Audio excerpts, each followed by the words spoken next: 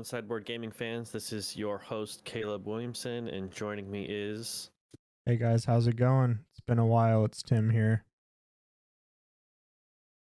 Hey, Tim, how are you doing? I'm good, man. Just on the grind. New term for school. Got a whole bunch of stuff in the wind for some games which we're going to talk about today. And of course, tomorrow, Doctor Strange. Well, I guess it Yep. won't be tomorrow for those listening. But for when we're recording, it's tomorrow. That's right. Yeah, so let's just get right into it. This episode's going to be like an update on where we're at with games and just kind of a life update for the podcast and the channel and just kind of where we're headed. So first things first, I think we should get the nitty gritty over with and talk about our DBS kind of current situation and what our thoughts were for the San Diego Regional. Um, I'll go first and then you can head up the rear and then we can go back and forth a little bit, Tim. It's probably a better idea that you start. Yeah, so Tim and I both went down to San Diego for the regional, hosted by Core TCG.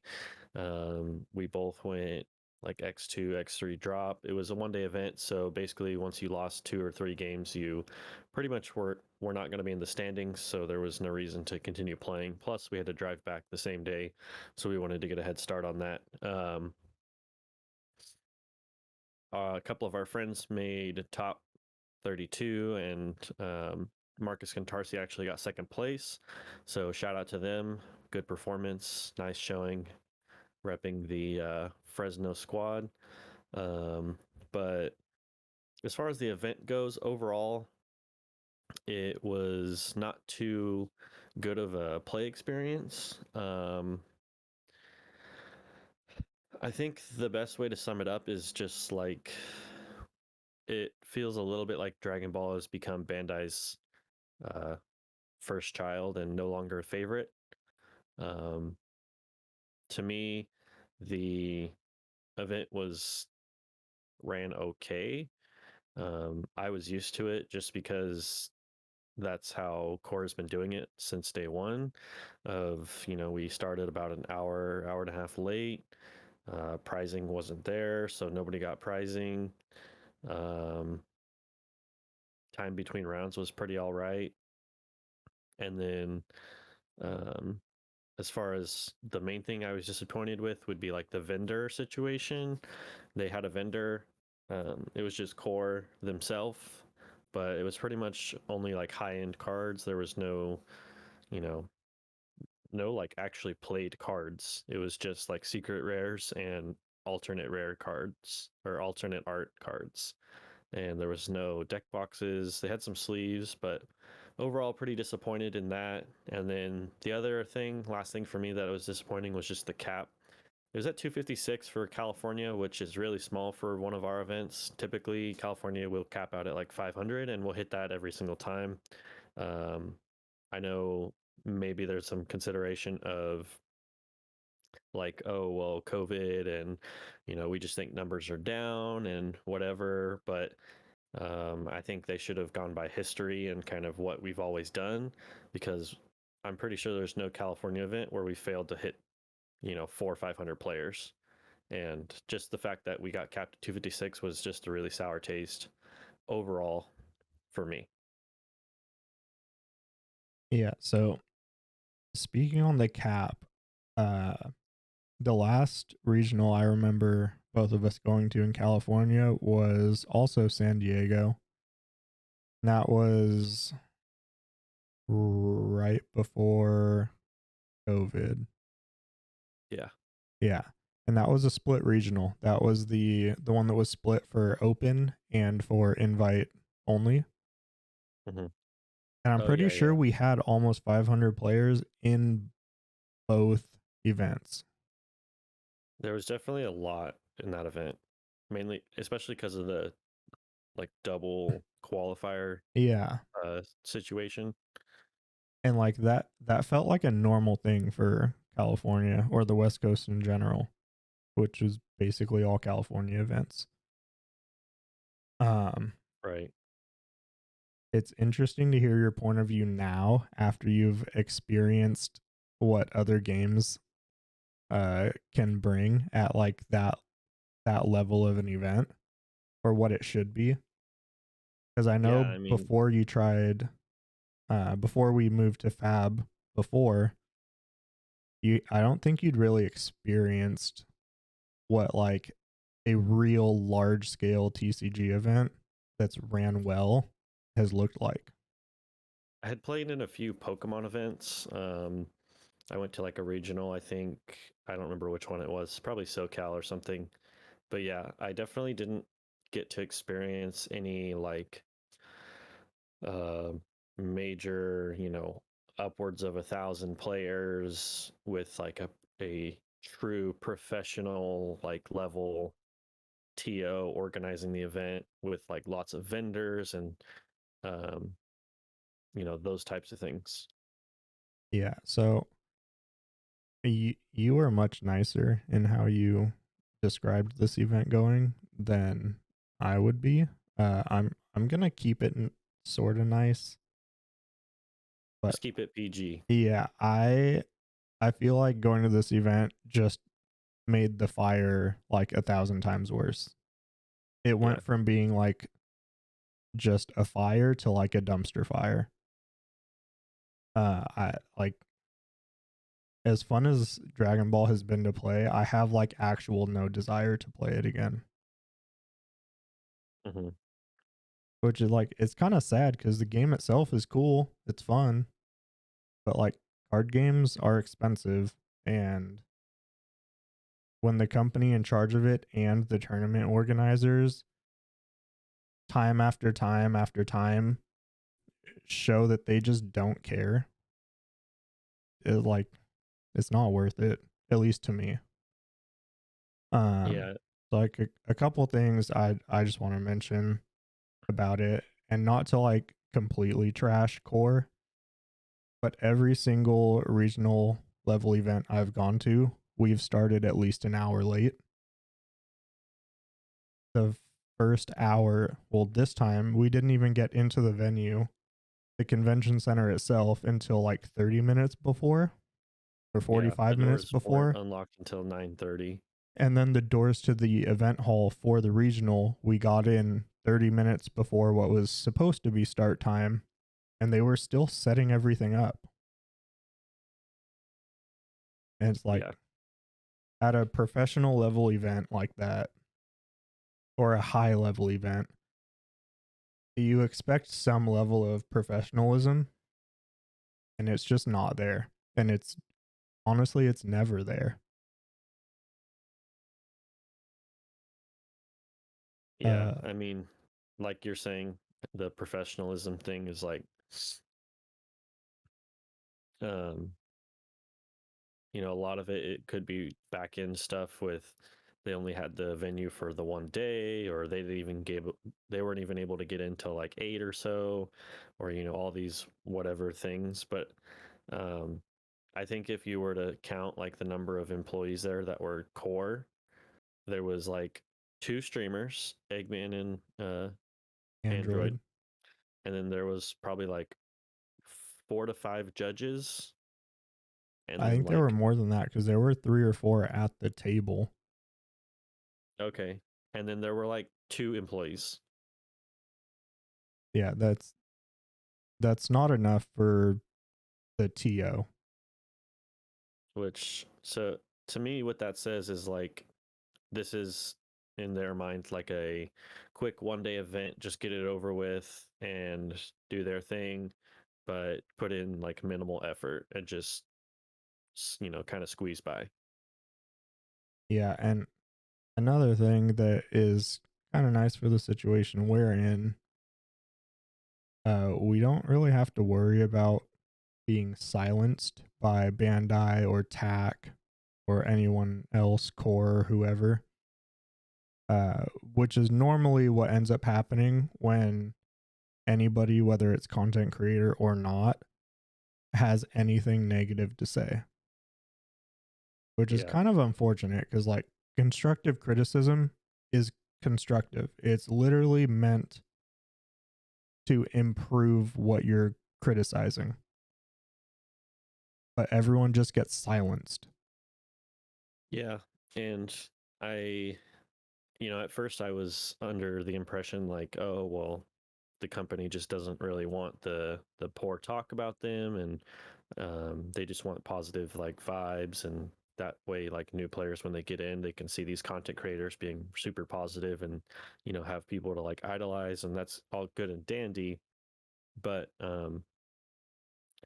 the more we've played other games and I've watched other content creators, it's like they criticize the company and then they also say what the company's doing well, and then the company works on that, and they give the community kind of like some feedback as far as um like what they're working on, um or they tell the put out a statement like, oh, you know we're not going to do anything for that because we have a plan already, or Mm-hmm. basically they work with the community rather than like, in Bandai's terms it kind of seems like either one, they just completely miss something and the community figures it out uh in game, and it's like, oh, we didn't see that, sorry, we'll ban it.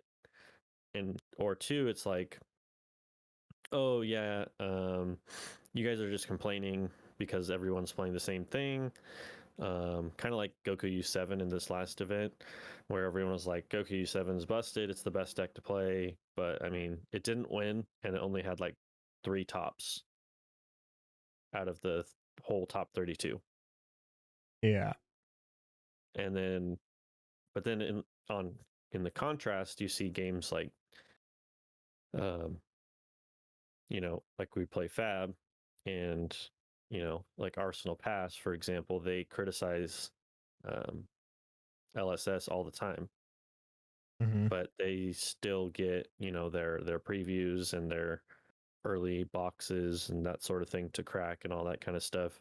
But I mean, I personally, and I know people as well, that have straight up been told from Bandai like, we're not going to give you anything, and we know 100% why, and it's because they criticize the company. Yep. I mean, one of them is our good buddy Marcus, like, that happened to him. I mean, I know it's happened to other people. I know I've seen firsthand a lot of channels turn into we're only going to boost the morale of the company because we want to get spoilers so our channel can grow. I've seen that happen with Crossworld. I've seen that happen with Eggman. I've seen that happen with Android's channel. Like, that's not healthy. Yeah. I don't know.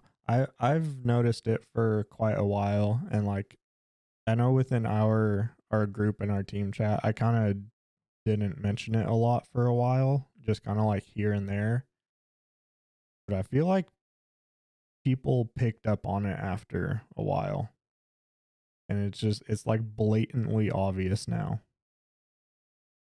It really is. And it's, I don't know if it's like what the deal is as far as um, if it's just like an ego thing, or I mean, it could just be you know, I don't want to sound like I'm being insensitive, but like it could be a cultural difference that we just don't understand. I mean, I personally don't understand. Um, and I know people have brought that up, you know, that there's just different cultures in the upper echelons of Bandai and that sort of thing, and they just have different viewpoints. But I mean, just to not allow any criticism seems a little bit unruly. Yeah, there was a time in history where a certain country didn't, allow criticism or anything, and I think we all know what happened there. Not to say Yeah, that Bandai is on that level, but you can draw yeah, parallels. yeah. But Anyways, I Let's think move just on. yeah. So just to cap that, an update. You had mentioned that you were leaving the competitive scene for good.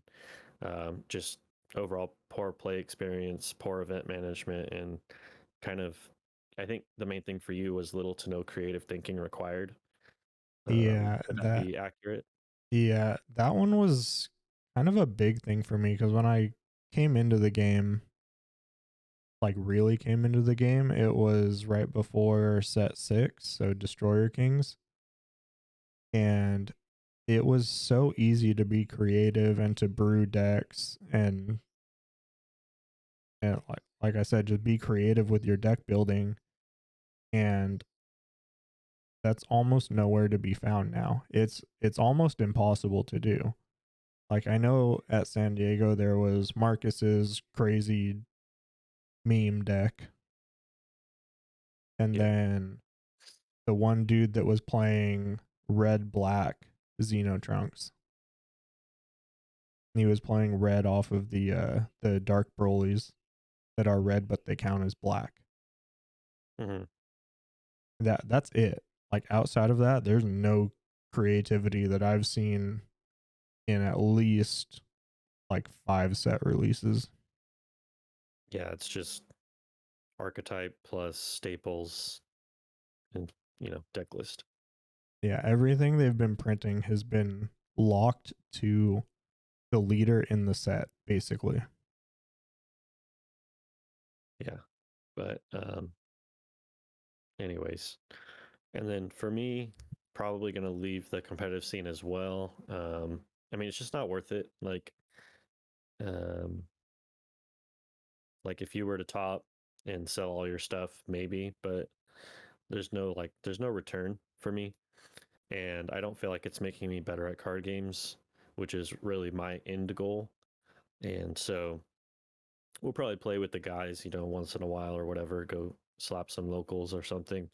But as far as a capstone ending, I think we're pretty much stepping out of the competitive scene um, for the foreseeable future. Yeah, definitely for me. I'm kind of just tired of the same Being cycle abused. repeating, you know? Yeah, it's a little abusive. Just a little. Anyways, let's go into the other games, card games that we have been playing, and just an update on what they're doing and what our plan is for those. Um, so, first one is Fab, Flesh and Blood. For those of you that don't know, it's a newer game. Came out, what, 3 years ago? 2 years ago? Uh just before COVID Okay. started. Yeah, so like 2019, about 3 years ago. Um, Competitive events right now are not really happening, just for like a month or two, and then they're going to start into pre-release season as well as pro tour and Yeah, the nationals and that kind of calling stuff. season is about to start back up. We have the pro tour I believe next week. Yes, excuse me. Um, but that game's been really fun. You're super wide open. They just released a giant ban and errata list or ban and suspended list, which like neutered some of the top decks, and so nobody really knows what's good.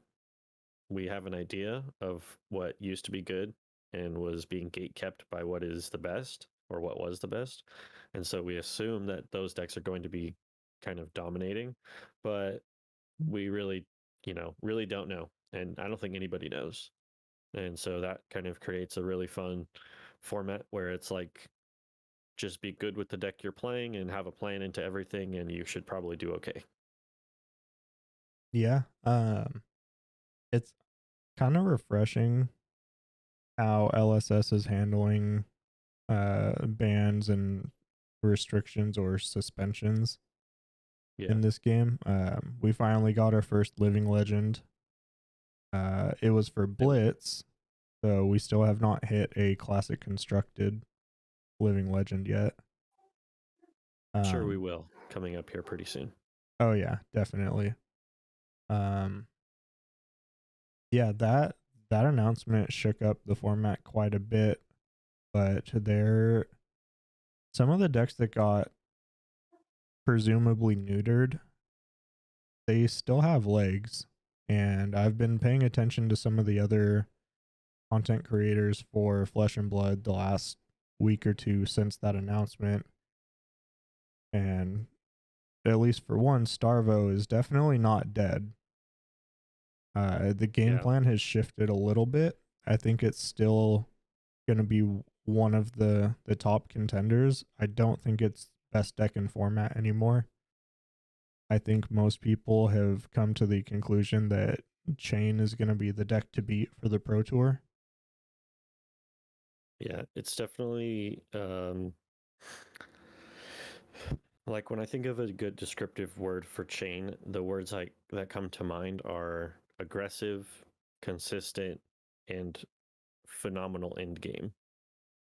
Um, it does pressure quite well because it gets to do the banish effect as well as have a normal hand. It's fairly consistent, although when RNG does hit, it hits pretty hard.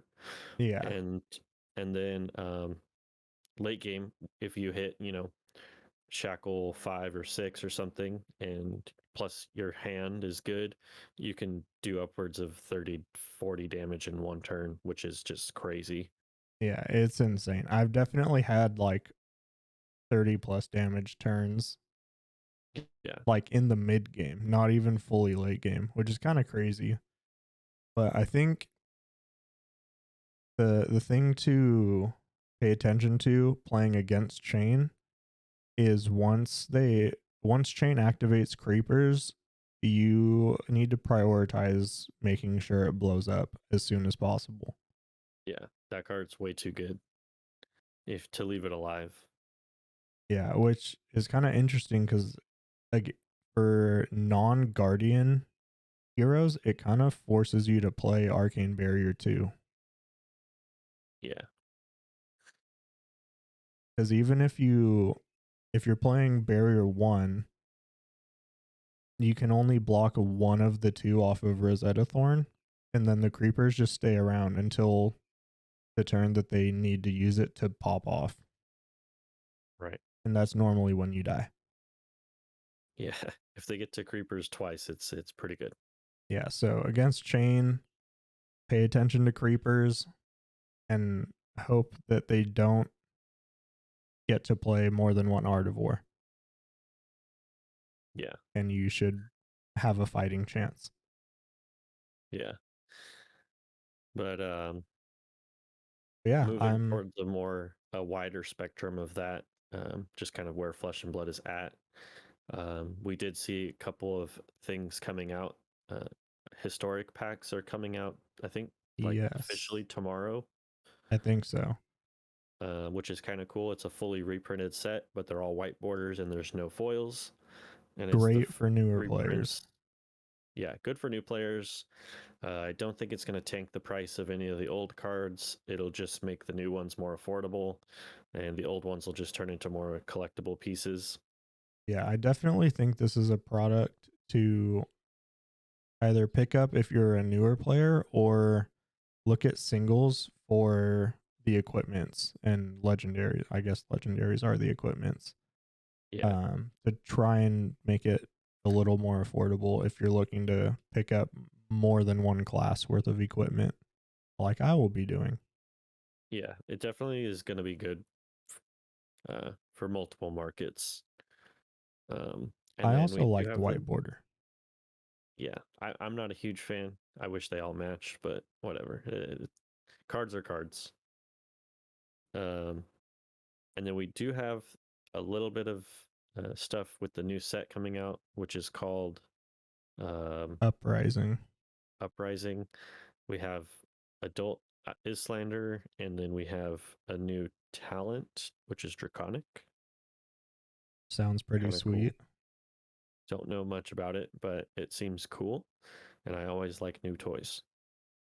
Yeah, so we're gonna have, like you said, the adult Icelander, which is Ice Wizard, or sorry, Elemental Wizard with Essence of Ice. and Just then the we're Ice Queen. getting a Draconic Ninja and a Draconic Illusionist, I believe. That's what they pretty much are speculating. Well, I think it something came out that just straight up said the classes they were, Yeah, I'm pretty sure you're right.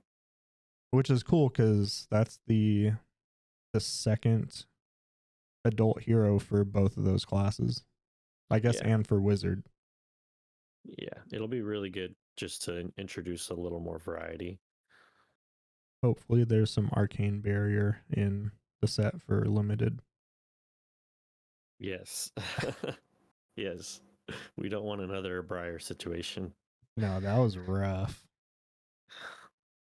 But yeah, it looks really cool. There's also the I forgot what the title of the series of decks is, but it's new Blitz heroes. It's Dorinthia versus Rhinar, Yes. which is kind It's of like a cool. It's dual kind of like deck. the old Magic dual decks, which is cool. They're gonna have brand new specializations in them, new weapons, I believe, and then the heroes hopefully will have different abilities. So they'll have, well, yeah, because they have a different name. I don't think it's just regular Dorinthia or regular Rhinar. I think they'll have a different name to them. That's pretty Hopefully, sweet. because then they'll have a different ability, which will make Blitz more interesting. Yeah. And speaking of Blitz, we have Command Fest coming up in June. I think it's the second weekend of June. Yeah, it's like 11 and 12. Yeah. Yeah. So also right before my birthday. But Command Fest is a huge card game event. There's Magic events going on, I know. Flesh and Blood is having a calling and a battle hardened. But this is, interestingly enough, going to be the first teams event for Flesh and Blood at a high level or a calling level. It's going to be Team Blitz. Pretty excited for that. I am a huge fan of team events, as you all know from Dragon Ball. I think it's one of the better formats for creativity and just uniqueness and the ability to, um, function as a team and limit each other's decks and all that sort of stuff. There's a lot of strategy that goes into teams events that I don't think people pay attention to. Yeah, definitely not. Excuse me. Yeah, so that's, I think after that, we're going back to RTN season, I believe. At least I would Yeah. think so. It should follow the same as last year. Um, yeah, and then hopefully we'll run it back for Nats again year 2. Yeah. Pretty excited for Fab. Um, it also is nice that Flesh and Blood is just releasing sets every like 3 months or so. So it gives you time to, fully play through the set and um, actually like afford the game.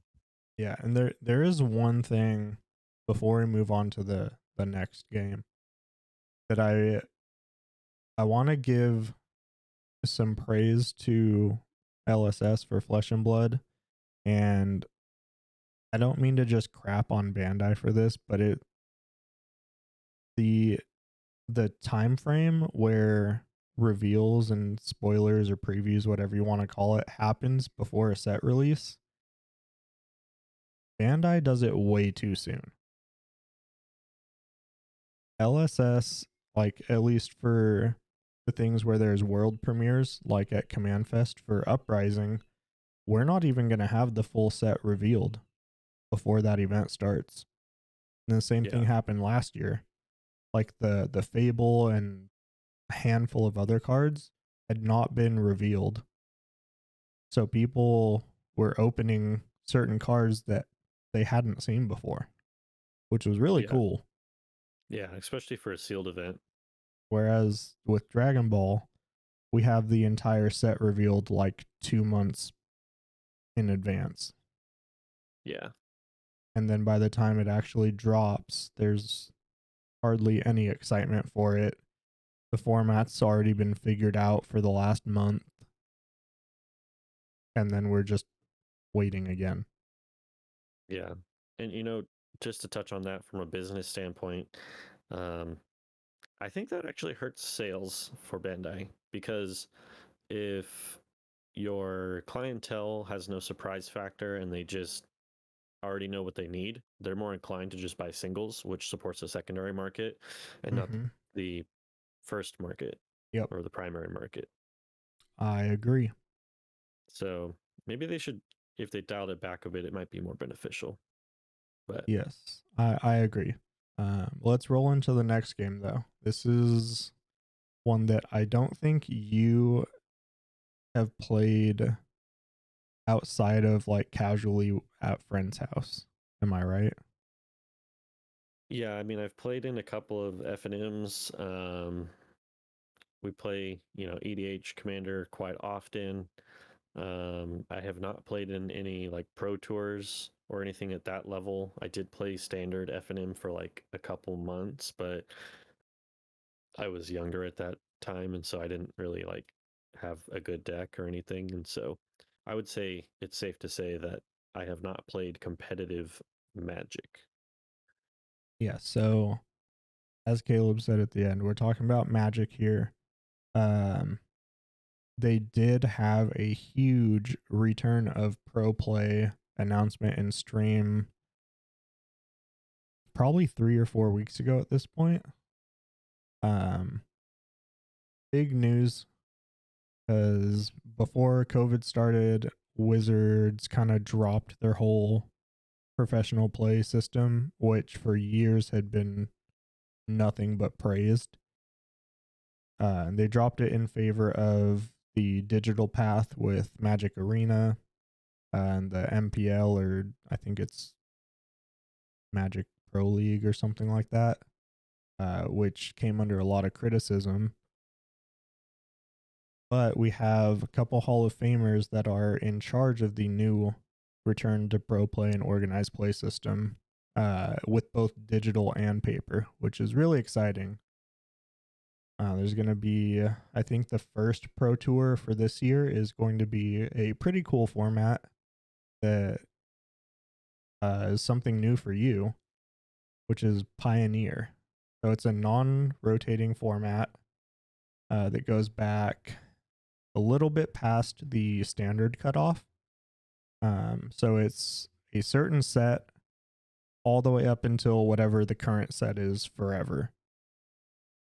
So it's pretty cool. So it's an ever growing format, and they do manage actually pretty well. They manage the ban and restricted for that format, I would say, pretty well.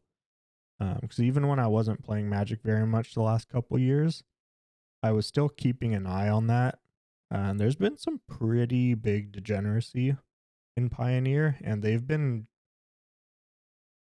diligent. They've been, Mm-hmm. quick on the trigger and the ban hammer at some points when it was obvious that something needed to go.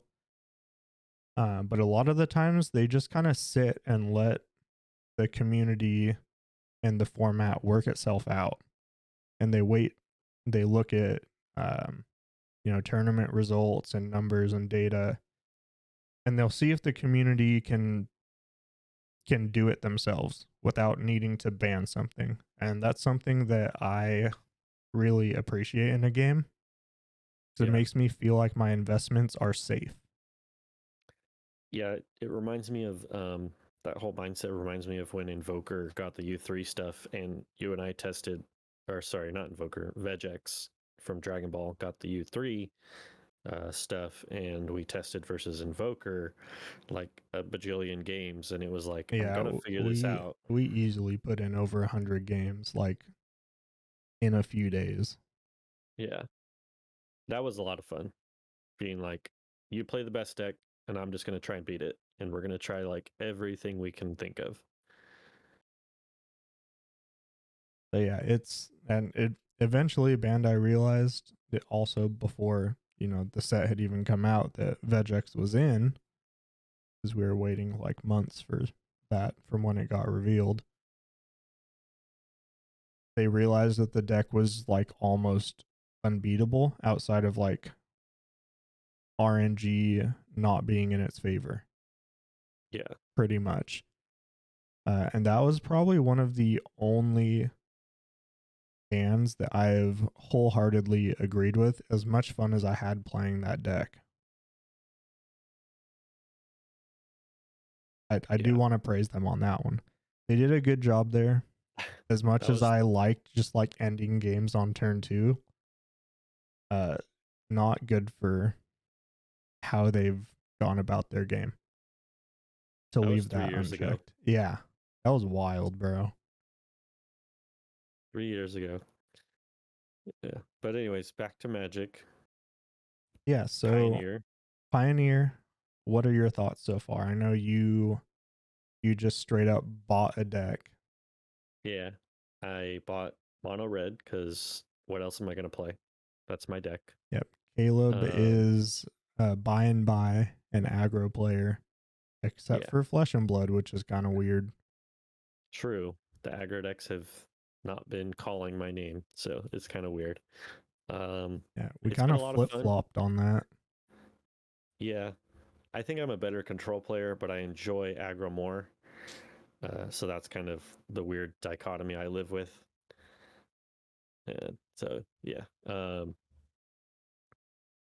Pioneer's been fun. I've only played a few games. It's kind of weird not having a commander and playing Magic at the same time, which is funny coming from, you know, listeners that are like standard players are like, yeah, that's Magic, and I'm over here like, I only play EDH, bro. I don't know what you mean.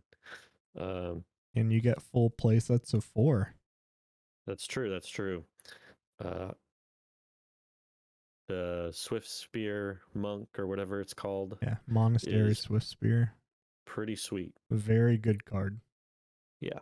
You can even attack going first if you draw Yeah. that. Very good Yeah. card. It's pretty good. And then you've But got me and one of our friends and teammates for Sideboard, Toby, who is on his first real venture into Magic, who just picked up a combo deck that I said was really complicated but super fun. yeah, Lotus Field. Which he's kind of found his own flavor of it from another content creator, and I feel like that flavor of the deck is better for Lotus Field mirror matches. But I think that the traditional list is better into the field. All I know, bro, is his version looked way more complicated. Yeah, well he's also got all the upgrades. I still have to click the purchase button on TCG Player to get the rest of mine. True. But yeah, True. Pioneer super fun. I've been watching a lot of content on it lately, just checking out other decks in the format. We've got one of our local shops with a pro tour qualifier or whatever it's being called sometime in July, I believe, and I think he's going to do Pioneer for that event. I also saw today that another local shop, Crazy Squirrel, has one the end of July. That'll be the modern format, which your deck doesn't change too much between Pioneer and Modern. That's Mine does. interesting. There is still a Lotus Field combo deck in Modern, and it actually kills on turn 3 normally. Interesting. So it'll be cool. We'll see what happens there, but I'm excited to be playing some competitive and high level events for some other games and see what they're going to do to give back. Yeah, exactly. And then of course we Um, have EDH with the boys. It's good old fun card games, you know. Classic Salt. degeneracy. Or, we throw down a precon with like 3 upgrades and we cheese them out. It's so funny when you do that because like people get, they don't target you because they feel bad, like, oh, it's just a precon. What's he gonna do? But these precons are actually fairly decent. I'm Uh, just saying, I got domed for 20 uninteractable, unpreventable damage, and then I cheesed that player out of the game with like the most memey possible way to kill him. yeah, wasn't it the stadium? Yeah, the Strixhaven Stadium. That's so funny. It was pretty sweet. And then my battlefield just got like kind of degenerate. It didn't look super powerful, but like the combination of things that I had out was just kind of disgusting Yeah, because of Seedborn Muse. it's a good card. It's a very good card. It's even better when you get to take someone else's. That's funny. Yep. It was pretty sweet. Um yeah, I think that's all we had as far as card games though. Unless you have something else to mention. No, that's it for card games. All right, so let's go into some non trading card games that we've been playing around with, having some fun lately. And this section isn't too long, so we should be able to get through this pretty quick.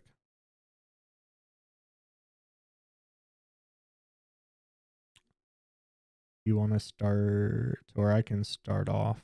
Um, we've got some tabletop games, which is kind of your foray. I'm a newbie here.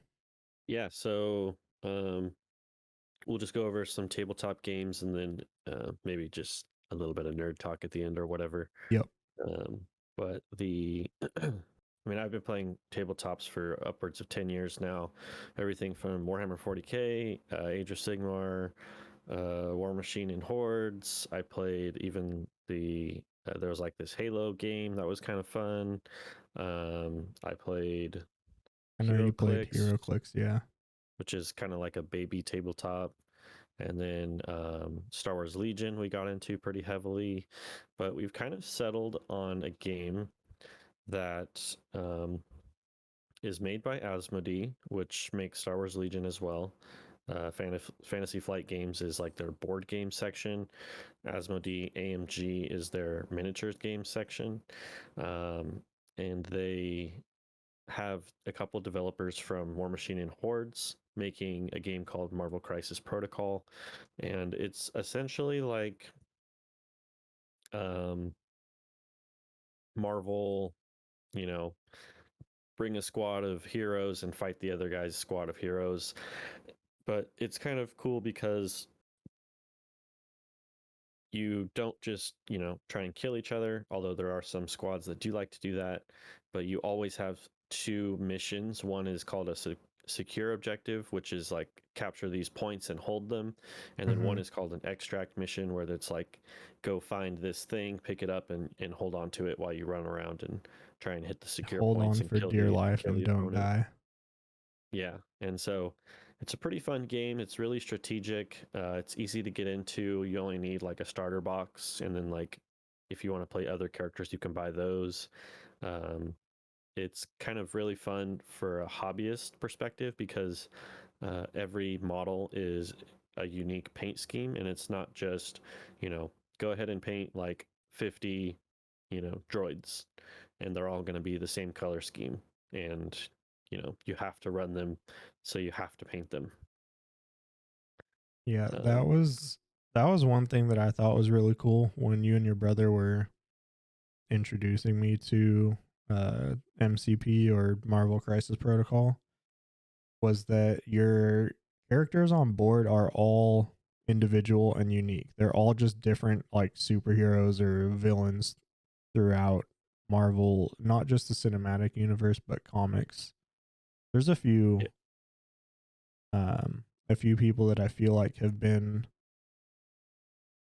included more so because of the MCU.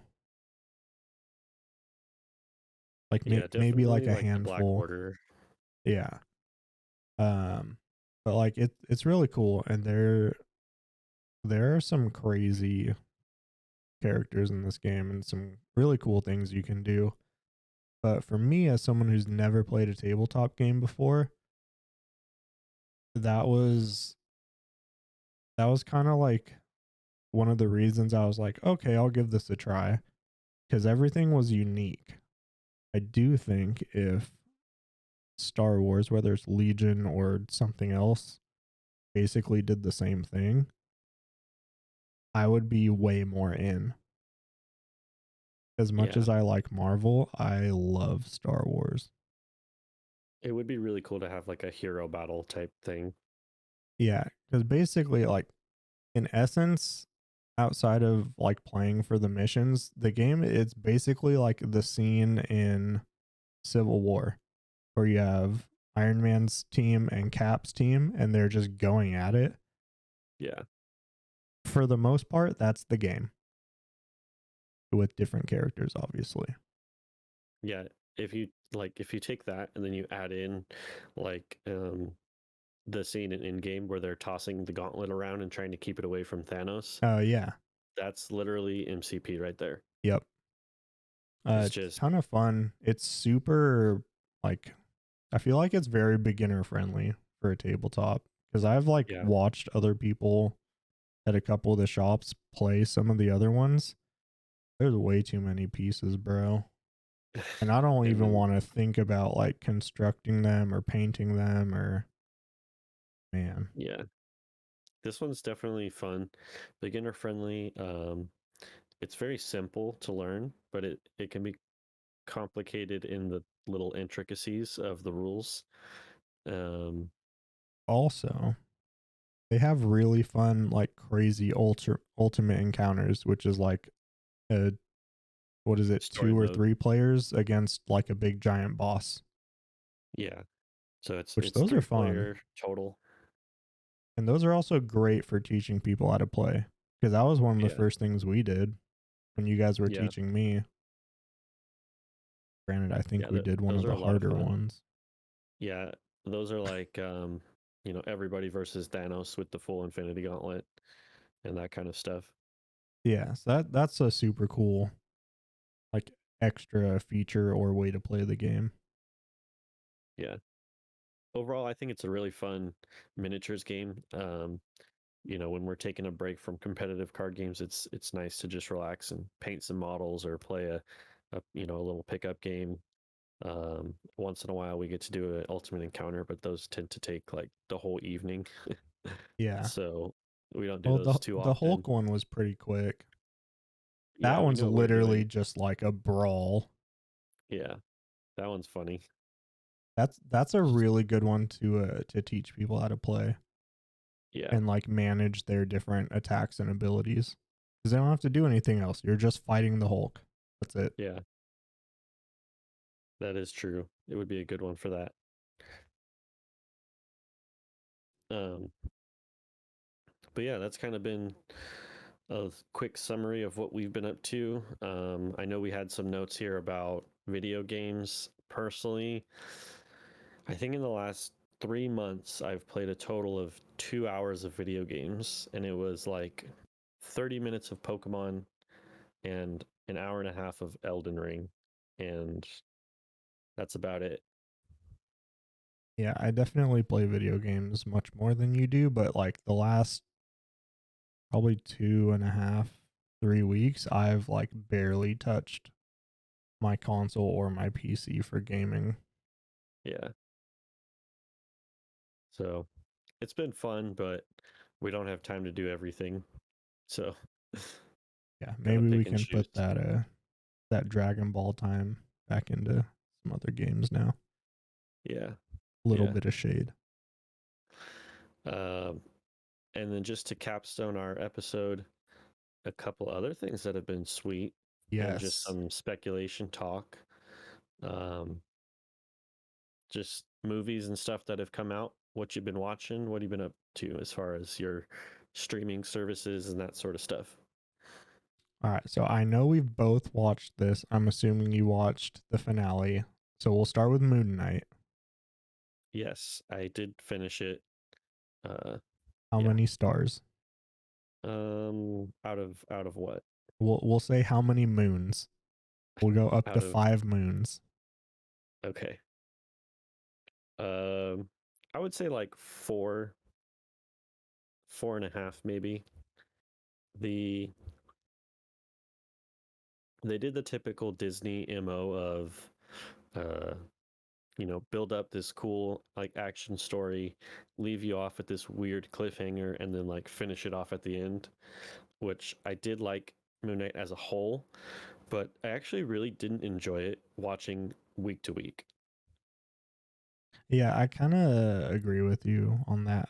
I think that's one of the few series out of the last few years where I've really felt like it would have performed better if it was just all at once and I could just binge through it.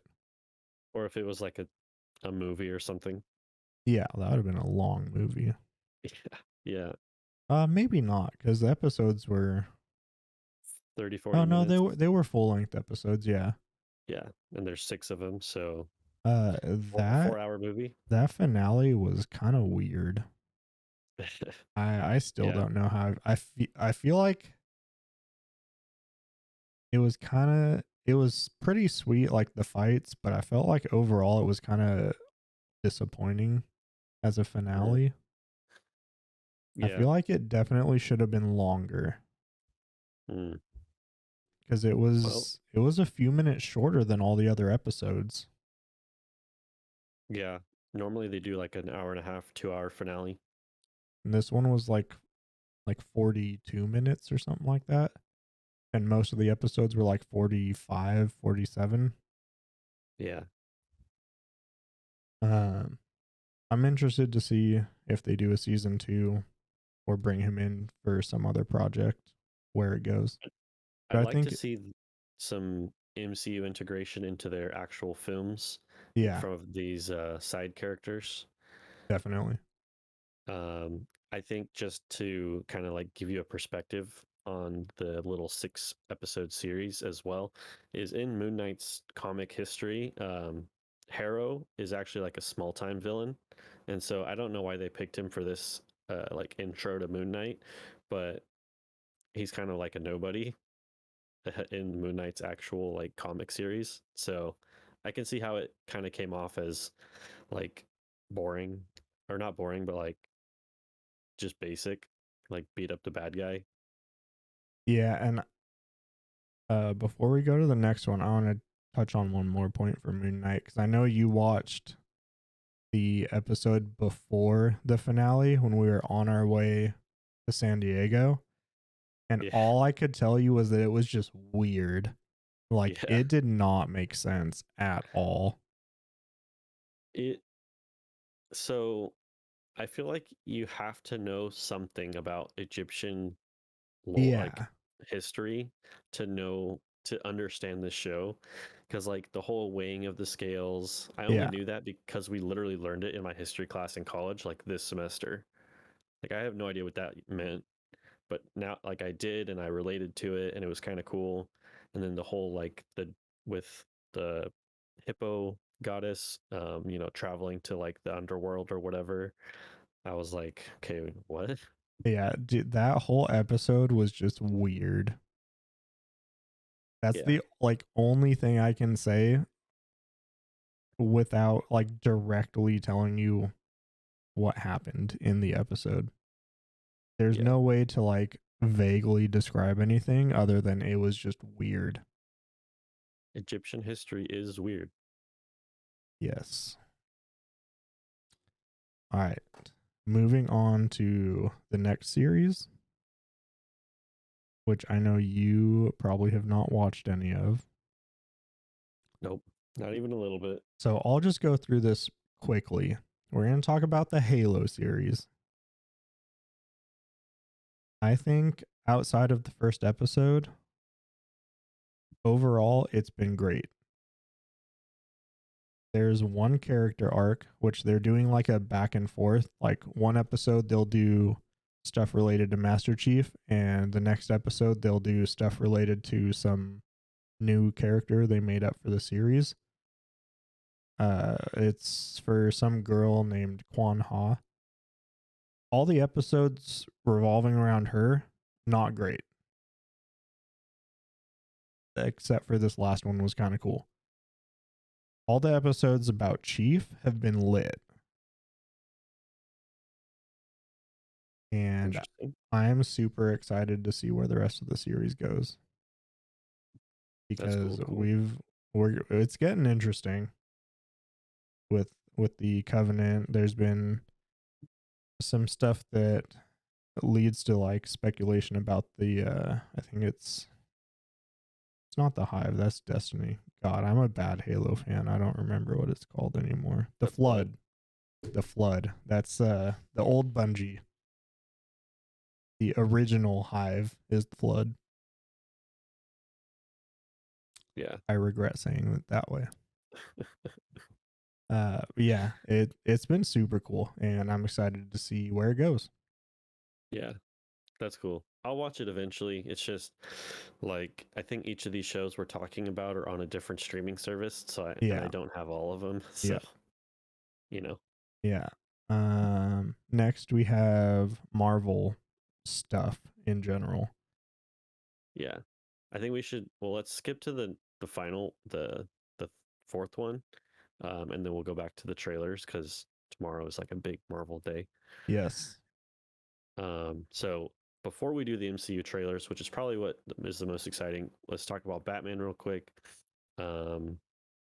With Robert Pattinson as our new Batman Night Warrior, other than Moon Knight. I thought it was good. I think it was pretty long. I'm a fan of long movies though, so I loved it. I think after discussing with my brother, who's a little bit more of a comic book nerd than I am, because he actually reads his comic books, and I unless they're on the computer, I don't read them because I just collect them. And him explaining a little bit about the year one stuff, which I can go over once you kind of give your opinion and whatnot. But I did like the movie as a whole. I hope they make sequels. What do you think? So I'm going to give a really quick opinion, and then we'll do like a real quick MCU thing, and then I think we got to wrap it up so I can turn my assignment in and not get dropped from my class in week 1. Yeah. I have turned on that movie like 5 times now and still not finished it. What? And I also like long movies, but I just like, it's been good, but I just can't stay awake during it. I don't know what it is. You're just too tired. That could be it. Maybe I'll have it finished by next week. I'll give you guys an update on the next episode once I've finished it. It only took 6 times starting the movie. That's so funny. I think I'm almost done though. Yeah. But all right, one thing just to look up when you finish it is just look up Batman Year One, and that'll kind of explain what they're going off of, because it does seem really like weird if you just go into it expecting a basic Batman movie. It's not that. Yeah. Okay, so MCU trailers. Off the top of my head, the only ones I can think of is Doctor Strange, which they've released like 2 trailers for. They released a new one today or like maybe yesterday. That is super revealing. So if you don't like spoilers, I have not watched that. I'm just gonna watch the movie tomorrow. Oh, okay. Yeah, we're gonna watch it tomorrow. It's coming out tonight, so I feel like spoilers doesn't really matter. But I think overall, I'm really excited for it, and I'm pretty sure it's just gonna branch off into the new phase of the MCU, which we've all been basically waiting for forever. Yep. After Endgame. Yep.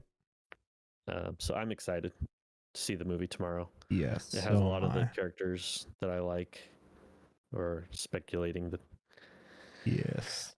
There was also the trailer for Thor: Love and Thunder a couple weeks Oh ago. yeah, Thor the punk rocker. I'm interested. I like the idea of We'll as they see call where it it goes. online. Chad May is a little off-putting, but Yeah. Um